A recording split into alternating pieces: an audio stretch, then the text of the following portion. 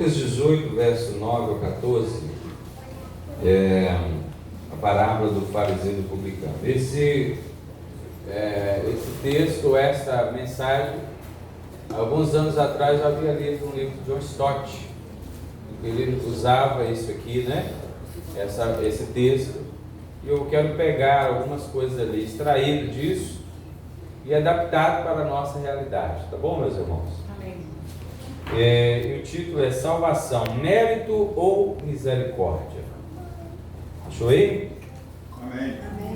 Eu vou ler na minha tradução, que é a King James, que diz assim: para algumas pessoas que confiavam em sua própria justiça e menosprezavam os outros, Jesus contou ainda esta parábola.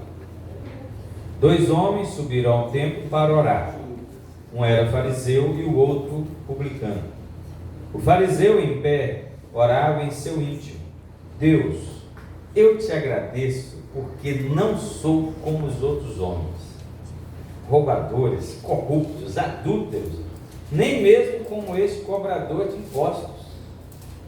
Jejuo 2 vezes por semana e dou o dízimo de tudo quanto ganho. Eu sou o cara. Não está escrito isso aí não, viu?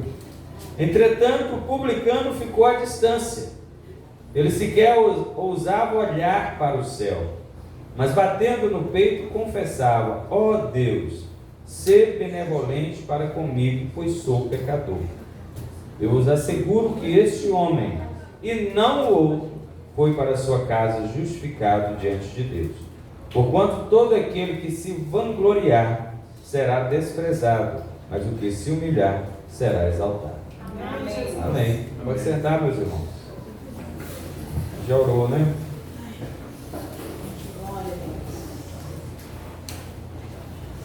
Já orou. E quando a gente ora, é porque a gente acredita em alguma coisa, coloca fé em alguma coisa, né? E a gente vai colocar a fé a pessoa da fé é Jesus, o objeto principal. Mas a fé também tem que ser direcionada para aquilo que ele fala, né? Que é a sua palavra. Então você fica atento, tá bom? Para a palavra de Deus. E como havia dito, a salvação, vamos falar sobre a salvação, mérito ou misericórdia. Bom, a gente pode começar dizendo assim, que o cristianismo é uma religião de salvação. Eu acho que ninguém aqui tem dúvida disso. Mas é bom que se diga, porque já tem gente pregando em igrejas, pastores inclusive, né? Ou que se autodenomina. Eu acho que eu vou ter que adotar esse novo conceito, que se autodenomina pastor, né? Você vai para a internet e o que tem de gente falando besteira não está escrito. Eu já falei para os irmãos prestarem atenção. Prestem atenção, para não ficar ouvindo tudo que postam por aí. Porque eles estão dizendo até que o diabo vai ser salvo. Eu estou chegando no extremo. Mas falam que Judas vai ser salvo, foi salvo, Judas, o Iscariote, o traidor, e que ele vai ser salvo, que o diabo vai ser salvo. Fala um monte de coisa. Mas assim, irmão, o que eu falei acho que foi a semana passada. Presta atenção. As pessoas que vão enganar, às vezes, elas não vão com a intenção de enganar. Não é tudo que elas falam que é mentira. Não é tudo. É algumas coisas que são engano. Aí mistura com a verdade, abre a Bíblia e coloca a verdade no meio. E se a gente não tiver atenção, a gente é enganado, iludido, porque a voz também é uma voz macia, é uma voz boa, mas não é isso que a Bíblia nos diz. O cristianismo é a única religião de salvação, é a única, inclusive, nem tinha falado dessa palavra antes, porque Cristo, o Deus, desceu até nós, para nos reconciliar com o Pai dele. Amém. É por isso. Mas vamos prosseguir. Mas a salvação não é só perdão. A salvação, ela representa todo o plano de humanidade toda, inclusive para os perdidos. Porque para os perdidos, condenados eternamente, vai ser vai ser um contraste entre aquilo que Deus havia providenciado como um meio de salvação, mas todos quantos não o receberam, não lhes foi dado o direito de serem chamados filhos de Deus, e por isso perecerão eternamente. Então, a salvação representa todo o plano de Deus, libertação da culpa e do juízo, e perdão pleno e gratuito, acompanhado da nossa reconciliação com Deus e adoção como seus filhos. Libertação da escravidão do mal, através do novo nascimento, a transformação pelo Espírito, à imagem de Cristo. Libertação final do pecado, quando receberemos um corpo novo, transformado, um corpo glorioso, e formos transportados para o novo céu e a nova terra no dia da vinda de Jesus. Amém. Então toda a obra salvífica o homem não poderia fazer. Está resumido aqui, fiz só citações. No que o homem poderia ajudar aqui? Em nada. Ele já estava perdido, ele já estava longe. Então toda esta obra provém de Deus. Isso então significa que o mérito humano está excluído. Não há dignidade no homem para alcançar a salvação que vem de Deus. Confiar em seu próprio mérito para a salvação vai ser o mesmo que perder ela. Confiar na graça de Deus e recebê-la pela fé, aí vai ganhar. Talvez a melhor forma de entender essa parábola seja começar lá pelo final. A última palavra, que é exaltado. Com essa única palavra, Jesus resumiu a grande bênção que o publicano ganhou e o fariseu perdeu. Está lembrado da parábola aí, né? Também não é de surpreender que Jesus usou uma outra palavra, justificação, no mesmo versículo. Este desceu para casa justificado. Amém, Jesus. Porque ela ocorre muitas vezes na Bíblia. Entendemos melhor ela quando comparamos o seu contrário. Qual é o contrário da justificação? Todos os que serão salvos ou foram salvos foram justificados. E o contrário? O que aconteceu com os que não foram justificados? Foram condenados. Então a gente entende melhor essa palavra, uma palavra difícil, né? Mas para quem estudou aí, né, e tem esse interesse de ficar olhando, que isso pode até explicar o que é justificação, embora às vezes enrola um pouco e depois vai bem, né? Mas você pensando assim, justificação é o contrário de condenação, aí você já fica melhor instruído. Mas vamos lá. Tendo em vista tudo isso, quero que vocês imaginem o choque e a raiva que os fariseus sentiram quando ouviram essa parábola. O publicano pecador foi para casa justificado diante de Deus, enquanto que o fariseu perdeu essa bênção. Semana passada nós estávamos falando aqui na quinta-feira sobre Zaqueu, e dissemos que os judeus detestavam publicanos. Publicanos estavam na categoria diferente dos pecadores. Ele era mais do que um pecador.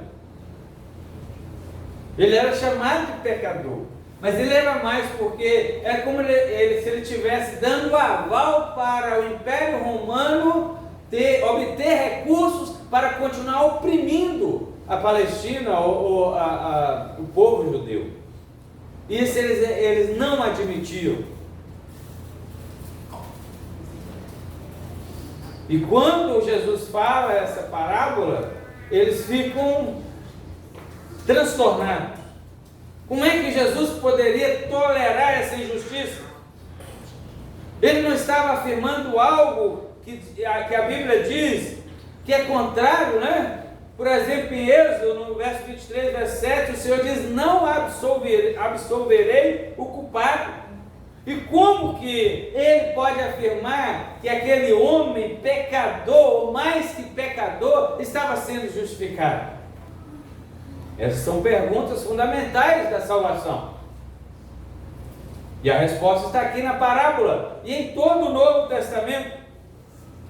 Então vamos observar esses dois homens da parábola, porque esses dois representam os dois grupos de pessoas que há no mundo: os que estarão eternamente ao lado do Senhor e os que estarão eternamente condenados. Quem eram os publicanos? Eu falei para os irmãos: cobradores de impostos para o Império Romano. Os judeus, eu disse na quinta também, não conheciam impostos, a não ser da ordem religiosa, impostos para o templo. O Antigo Testamento nos dá lá uma série de preceitos e uma série de leis, né, em seus artigos, que, por exemplo, fazia um recenseamento do povo. Então tinha uma taxa que ia para o templo, para os sacerdotes, para a manutenção das coisas religiosas. Outro tipo de situações também eram recolhidas taxas, mas não taxas, tributos. Mas quando os judeus, a partir que foram para a Babilônia, né, começaram a ver o que isso significava: taxas, tributos, impostos. E desde então eles nunca mais foram livres, vamos dizer assim. Sempre estavam debaixo do domínio de algum império. E no momento que Jesus chega, estavam debaixo do domínio do Império Romano. E as taxas continuaram sendo cobradas, os impostos continuaram sendo cobrados. E eles odiavam isso, eles se iravam contra isso. E os romanos recrutavam pessoas da nação para esse trabalho. Era como se fosse um funcionário público, né? Funcionário público, todo mundo aqui gostaria de ser funcionário público. Então, os publicanos também eram assim, um funcionário público, um funcionário do Estado. Então os outros judeus sentiam raiva, sentiam ira deles. Eles eram vistos com muito desprezo. Além de trabalharem a favor dos inimigos invasores, o que eles faziam? Também extorquiam para si. Qualquer semelhança é mera coincidência com as autoridades do nosso país. Então extorquiam para si, para o seu próprio bolso. Os fariseus, isso eram os publicanos. E os fariseus? Por outro lado, eles eram populares, e seus pontos de vista sobre a religião e ética eram bem aceitos. Eram rigorosos na sua visão política e religiosa, pregavam a observância da lei, o mundo vindouro da bem-aventurança, a recompensa pela obediência, e pregavam a lei de Moisés, e falavam, e falavam, e falavam. E tudo isso fazia com que eles fossem mais orgulhosos ainda, formais e pouco caridosos. Eles não abriam exceção para ninguém a não ser para si mesmos, né? Eles desprezavam o povo. Um exemplo do quanto eles confiavam em si mesmos encontra-se num livro apócrifo chamado Salmos de Salomão. Não sei se você já ouviu falar desse livro. É um apócrifo, tá bom? Não é regra de fé, não. Mas diz lá assim: fazer o certo e o errado está na obra das nossas mãos. Eles falavam assim. Mas nessa parábola, os dois têm alguma coisa em comum. Diz a parábola que ambos subiram ao templo para orar. Todos dois. Ambos estiveram em pé na hora da oração. Os judeus sempre oravam em pé. E os dois se postaram de pé para fazer a oração. Os dois começaram a oração com a mesma palavra: Deus. Mas aqui acabam as semelhanças. Agora, vamos para as diferenças. Em primeiro lugar, a opinião que cada um tinha de si mesmo era completamente diferente do outro. O fariseu disse assim: Deus. Aí ele começou assim: eu te dou graça porque eu não sou como as demais pessoas. Está vendo? Eu não sou assim. Como é que eu sou? Eu sou assim, eu jejuo, eu oro, eu ganho, eu faço, eu. Ele usou o pronome pessoal 5 vezes em sua oração, em sua breve oração. O publicano também usou, mas ele usou 2 vezes, mas não da mesma maneira. Ele não se via em condição de fazer algo para conquistar a bondade de Deus, ou até se dirigir a Deus. Pelo contrário, diz lá que ele não ousava levantar os seus olhos. Olha só, irmão. Ele não ousava levantar os seus olhos, ele não se via em condição de pedir alguma coisa a Deus, se dirigir a Deus. Pelo contrário, ele via-se como objeto necessitado da misericórdia divina. Tudo que ele conseguiu dizer foi: tem misericórdia de mim. Tem misericórdia de mim, porque eu sou pecador.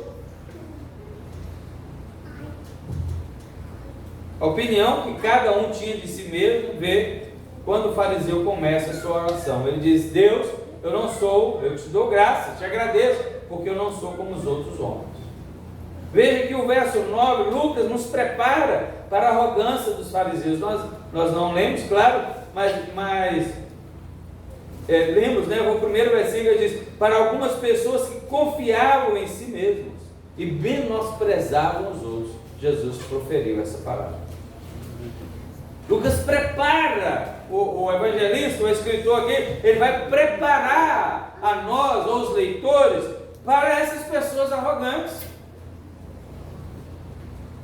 Jesus não exagerou quando pôs essas palavras na boca do fariseu, que era uma parábola. No Talmud mesmo podemos ler sobre um rabino, um Simeão, o nome dele, filho de Iohai, que dizia assim, ó: tenho visto os filhos do mundo vindouro, e são poucos. Se houver 3, eu e meu filho estaremos entre eles. Se forem 2, seremos eu e meu filho. Tem isso lá no Talmud. Essa informação é conseguida no livro A Vida e a Época de Jesus, o Messias. Está escrito isso. Como que eles pensavam de si mesmos. Está vendo? Mas não tem gente que é assim? Arrogante, cheio de si mesmo, não arreda das suas opiniões, não arreda dos seus conceitos. O que ele pensa sobre si é difícil. É difícil porque é uma pessoa que a gente costuma dizer, não é ensinável. Ela não consegue ouvir. Você já viu aquelas pessoas assim? Não, aqui não tem ninguém não assim, tá? Aquelas pessoas assim, vai conversar, ela não deixa você conversar. Ela vai falando, aí você fala, aí você tenta e ela continua falando. Irmão, eu paro. Eu paro de falar. Você vai no aconselhamento, para um aconselhamento, você vai para uma conversa e a pessoa te atropela e ela não quer ouvir o que você tem a dizer. Não estou falando de gente que conversa muito, não. Tem gente que conversa muito, é normal. Normal. Eu gosto quando as pessoas conversam muito, inclusive. Né? Eu gosto. Mas eu estou falando quando eu vou falar e a pessoa, por exemplo, está errada e ela não quer ouvir o conselho. É isso que eu estou dizendo. Está entendendo? Amém. A pessoa está errada, ela está precisando de mudar uma situação e ela atropela. Às vezes acontece lá em casa com os meus filhos. E eu falo com ele: vocês cala a boca e me ouve. Ouve o que eu estou falando. Depois que eu falar, é diferente. Depois que eu terminar, mas eu vou falando e vai falando de lá, aí você já sabe o que eu faço. Glória a Deus. Porque precisa aprender, porque não é só eu, seja meus filhos, mas você vai conversar com um dos meus filhos, eles têm que aprender a te respeitar e te ouvir, irmão. Pode ser da mesma idade sua, não tem problema. Pode ser, não precisa ser mais velho, mas se ele está errado e você chamar a atenção dele, você conversar com ele, eu não tenho problema nenhum, irmão, de você chamar a atenção dos meus filhos, se estiver errado. Eu não tenho problema nenhum, nunca tive, e todo mundo aqui sabe disso. Nunca tive. Eu sei que tem gente que não gosta de chamar a atenção do filho dele. Problema deles. Se eu tiver que chamar, eu como pastor, eu chamo. Agora, se você tiver que chamar o meu, pode chamar à vontade. Não importa, não. Sou mimimi, não. Pois é. Nós estamos vendo aqui as diferenças, né, irmão? Por isso que eu estou indo lá e cá. O publicano também se considerava singular, não por suas virtudes, mas por seus pecados. Ele estava tão ciente de suas próprias falhas que ele não fez comparação entre si e as outras pessoas. Ele só via a si mesmo como carente de misericórdia. E atualmente é difícil achar um crente assim também, né? Lembra quando Paulo diz que considerava o pior dos pecadores, a quem Cristo havia vindo salvar? Ele diz: não sou digno de ser chamado apóstolo, porque eu persegui a igreja de Deus. Os pecadores eu sou o principal. Mas o fariseu, não, ele queria chamar a atenção de Deus. Olha como é que eu sou. Você já viu quantas vezes, irmão, isso é a coisa mais comum que existe. Quantas vezes você vai falar para alguém sobre o Evangelho e diz assim: não, mas eu sou gente boa, eu faço isso, eu faço aquilo, eu sou assim, eu sou dessa e daquela maneira. Isso é a coisa mais comum que existe. Eu não sou como fulano. Olha, você já viu que fulano fez isso? Você viu na televisão que aconteceu com aquele cara? O que ele fez? Tipo assim, está tirando a atenção dela. Que eu não sou assim. Ele está se medindo pelo outro que é cruel, pelo outro que é mau, pelo outro que é assim. E que ele não se vê tão mal assim. Talvez não seja mesmo, até é possível e é provável que não seja. Mas com quem que nós devemos nos comparar? Qual é o nosso padrão? Qual é o nosso paradigma? A pessoa bendita de Jesus Cristo. Ele é o nosso padrão. É com Ele que nós temos que nos comparar. Amém. Então, enquanto o fariseu chamava a atenção para si mesmo, para o seu mérito, o publicano se considerava pecador. Em segundo lugar, a opinião que cada um tinha de si mesmo refletia na postura em que eles oravam. Os dois estavam em pé, mas a atitude dos dois, de um era diferente do outro. O fariseu ereto, orgulhoso, ostentava a Deus o seu modo de vida, mas na verdade ele estava orando sozinho. A versão tradicional diz o quê? Ela orava para quem? Para si. Para si. Ele não orava para Deus. Olha, você já pensou que a pessoa vai orar, mas sua oração não está sendo dirigida para Deus, está sendo dirigida para si. E nisso a gente tem até que cuidar, porque eu acabei de me lembrar aqui de um livro do C.S. Lewis, chamado Cartas de um Diabo ao Seu Aprendiz, em que ele vai falar do orgulho mesmo, até durante a oração. Quando ele quiser que alguém seja, às vezes ele encontra alguém muito humilde, e ele vai para a oração. Aí o diabo falou com o seu diabinho lá, né? O livro é assim: Cartas de um Diabo ao Seu Aprendiz. É como um diabo velho chama um diabo mais novo para ensinar ele a ser diabo, né? Ensinar ele, o livro é assim. Então ele vai lá, você está lá um crente orando, todo humilde, você vai lá e coloca no coração dele que ele é humilde. Aí ele: não, como eu sou humilde. Ele começa a se orgulhar da humildade dele.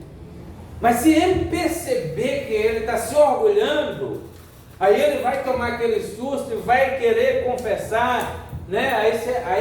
Aí você coloca no coração dele que ele é justo de estar reconhecendo uma falha. Aí ele vai se orgulhar desse reconhecimento. Você está vendo, irmão? Como que o diabo é? Você está vendo? Tem gente que é assim, orgulhoso, orgulha-se até da sua humildade. Uma contradição, mas acontece. Orgulha da humildade. Olha como eu sou humilde. E aqui estava o fariseu orando para si mesmo. Ele não direciona a sua oração a Deus. Ele não direciona a sua oração ao Pai. E ele sai dali da forma que entrou. Por isso que às vezes a gente na hora de oração, né, a gente fala, a gente ensina, a gente aprende, a gente faz, que a gente não saia daqui do mesmo jeito que a gente entrou, né? Na primeira oração da noite, na primeira oração do culto, normalmente a gente fala isso, que a gente não saia do culto da mesma forma que entramos. O publicano talvez estivesse do lado de fora, em algum lugar ali no pátio, por não se considerar digno de entrar na casa de Deus, apenas batia no peito de cabeça baixa, dizendo: Deus, tem misericórdia de mim que sou pecador. Irmãos, olha que diferença, olha que diferença. Agora, em terceiro lugar, Jesus fala sobre as diferentes posições diante de Deus, porque ele diz: eu lhes digo que este homem publicano foi para cá justificado, e não o outro fariseu. O fariseu foi condenado, enquanto o publicano foi justificado.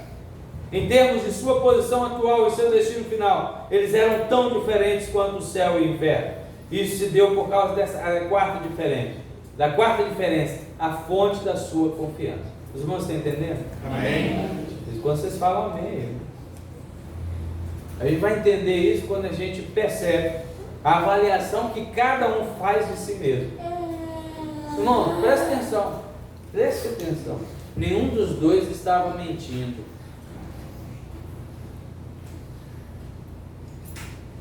E nem exagerando. O fariseu era o que ele dizia ser, religioso e justo quanto à religião. Ele realmente foi ao templo para orar. Quando ele diz lá jejum 2 vezes por semana, eles jejuavam mesmo.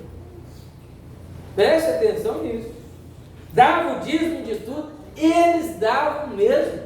Jesus em Mateus 23 fala, eles dão o dízimo até do cumim que eles vendem.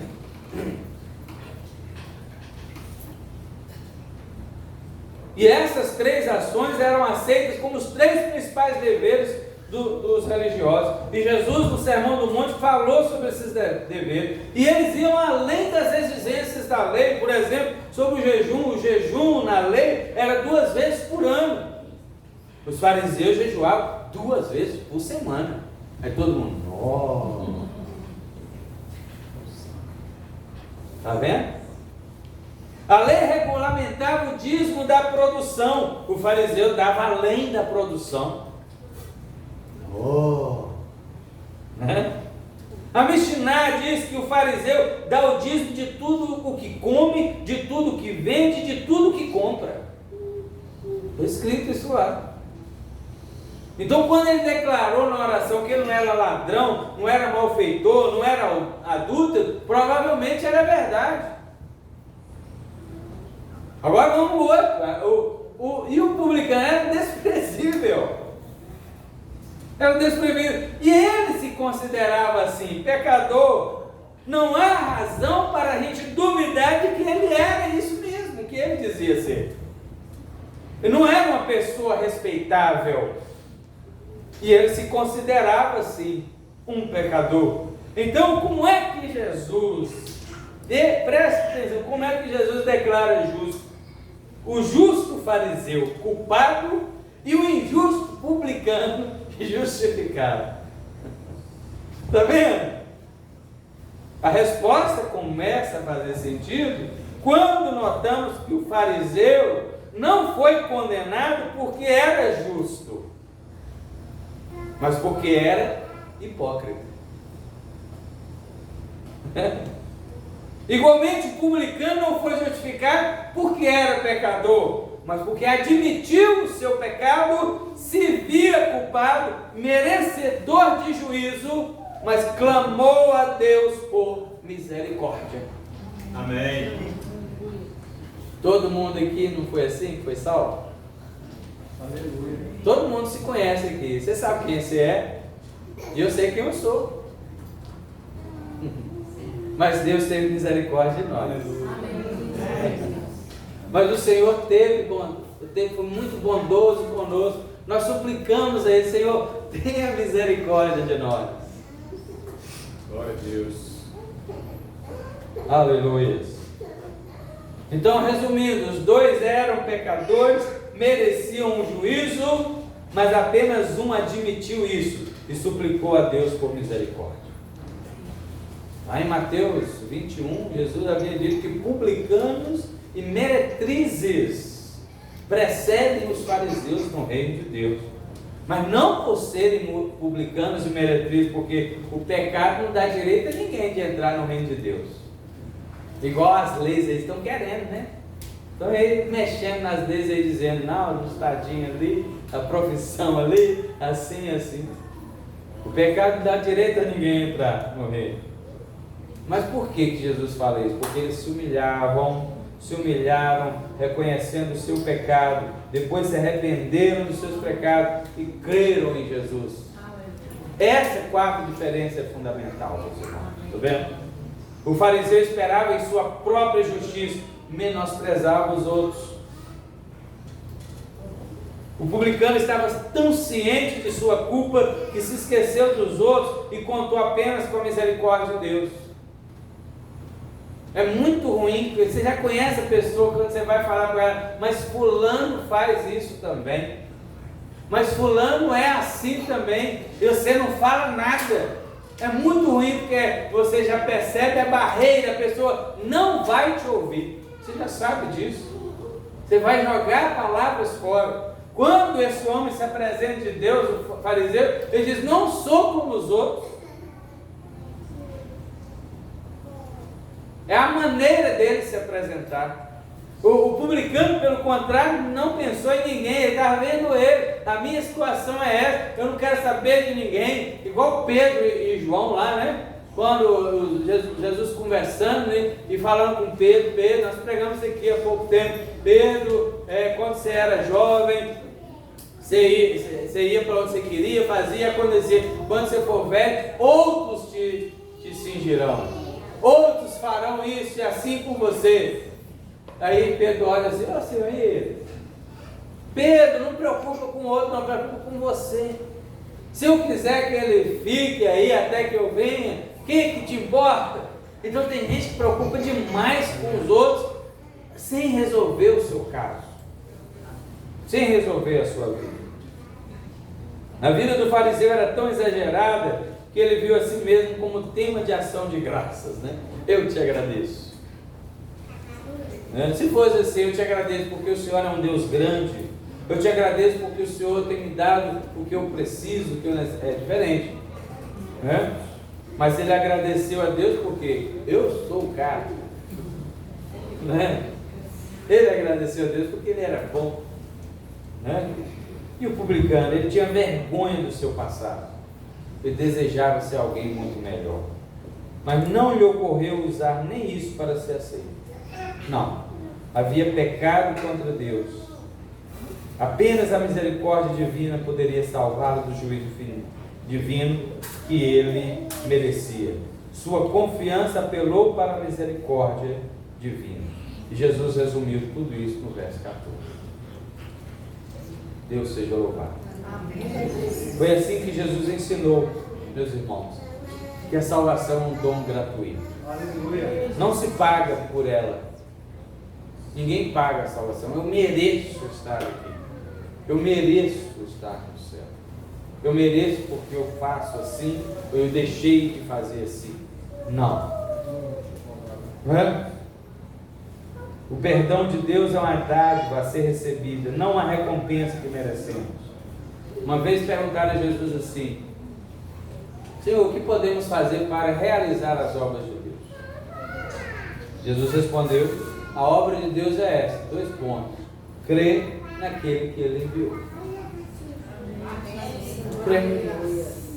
É o mesmo contraste aqui entre a parábola do fariseu e do publicano. A vida eterna é uma dádiva, não é um salário. Quando você trabalha, o patrão é obrigado a te pagar. Se ele não paga, você pode levar ele na justiça, porque a justiça vai entender que você trabalhou e que ele está te devendo. Mas uma coisa que é dada, é gratuita, não merecida, é diferente. Não se torna nossa porque fazemos algo ou porque trabalhamos. Trabalhe para a salvação. Não, mas porque recebemos e cremos nela. Agora nós somos trabalhadores da seara do reino. Ninguém é convidado a fazer parte da seara antes de ser um trabalhador da seara. Só depois. Esse é o caminho da salvação, é a fé e não as obras. Deus seja louvado. Glória a Deus. Amém? Amém. Estou terminando, meus irmãos. Era mais para os irmãos entenderem mesmo. É a diferença ou a salvação vista nessa parábola. E nós estabelecendo aí a diferença, a maneira de se apresentar o pecador que reconhece o pecado e o pecador que não reconhece o pecado. Tá bom? Amém. Então todas essas coisas a gente precisa saber. A razão pela qual os reformadores insistiram na salvação somente pela graça, mediante a fé, e que ela não é popular, é o que fere o nosso orgulho. E porque ela elimina qualquer pretensão humana. A salvação é apenas pela fé, pela graça de Deus. O apóstolo Paulo em Romanos 3:27 diz: onde está a jactância? O que é jactância? O orgulho foi excluído. Por qual lei? Pela lei da fé e não das obras. Amém. Glória Está a vendo? Deus. Foi excluído. O Evangelho da Graça nos obriga a ficar humildes. O Evangelho da Graça nos coloca na nossa posição correta. O Evangelho da Graça mostra a nossa condição. Sem Cristo o homem é espiritualmente falido, totalmente incapaz de comprar a própria salvação, de produzir a própria salvação, de convencer a Deus de que Ele merece ser salvo. E isso nos coloca no lugar onde a gente não quer estar. Qual lugar? O mesmo lugar que o publicano estava. Então fere o nosso orgulho. Eu não. Porque os grandes deste mundo não alcançarão a salvação, mas irão para a perdição eterna. Porque eles estão acostumados a serem grandes perante os outros, e eles querem ser grandes também perante Deus. E essa expectativa será frustrada. Ficarão decepcionados no dia da vida de Jesus, porque foram rejeitados. Na oração de Jesus em Mateus 11, o que o Senhor fala?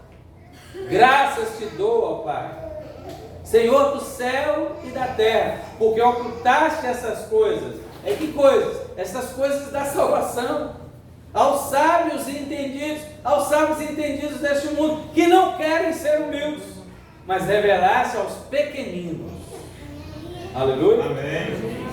Aleluia. Aos pequeninos, mesmo sendo grande diante deste mundo, há alguns deles que serão pequenos porque se humilham diante do Senhor. Amém. E a esses a salvação é dada, é oferecida. Então esta oração que Jesus orou nesse dia perante toda a comunidade ali presente, foi uma salvação, foi uma oração bem acertada.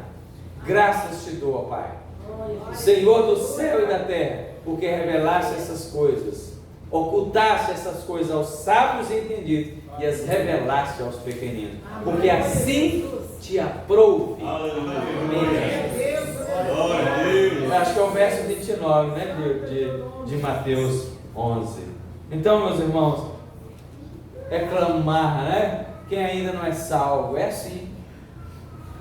Não, o caminho das pedras. Tem misericórdia de mim, que sou pecador. Glória a Deus. Irmãos, por que a gente começou falando que o cristianismo é a única religião que salva? Porque eu vou terminar dizendo que todas as religiões do mundo são essencialmente sistemas de mérito humano. Todas as religiões do mundo convidam as pessoas a serem boas, que por causa disso elas alcançarão a salvação. Né? Mas apenas o cristianismo anuncia que Deus é misericordioso para com os pecadores. O pecador que não merece misericórdia. Deus é misericordioso. Nós éramos assim. Agora estamos numa outra posição. Mas isso também não nos engrandece, não. Continuemos dependendo da graça, da bondade, da misericórdia de Deus para nós. Perseverar no caminho, debaixo da graça do Senhor. Tudo aquilo que Cristo fez foi favorável àqueles que creem nele e o recebem. Amém? E eu sei que Cristo, você já fez isso. Que Deus em Cristo nos abençoe com a sua gloriosa palavra. Amém? Vamos agradecer ao Senhor agora.